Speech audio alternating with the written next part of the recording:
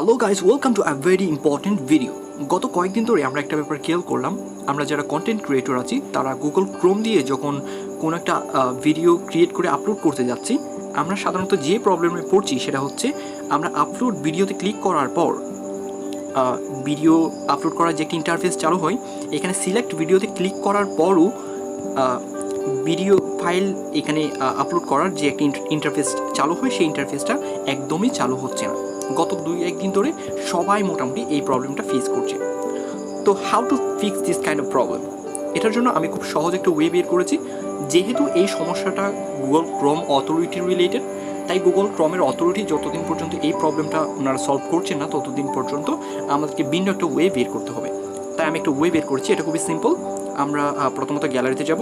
গ্যালারিতে যাওয়ার পর আমরা যে ভিডিওটা ক্রিয়েট করেছি বা যে ভিডিওটা আপলোড করতে চাই, সেই ভিডিওটা সিলেক্ট করব। ফর এক্সাম্পল আমি এই ভিডিওটা আপলোড করব।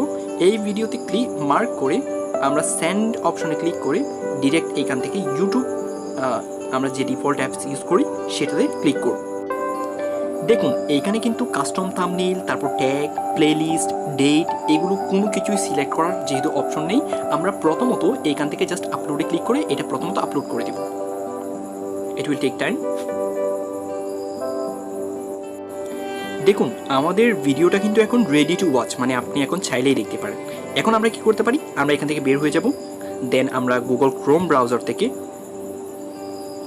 ইউটিউব স্টুডিওতে আসবো। আসার পর আপনি এখানে খেয়াল করবেন আপনার ভিডিওটা এখানে চলে এসছে। আপনি জাস্ট এখানে ক্লিক করে এডিট অপশনে যাবেন।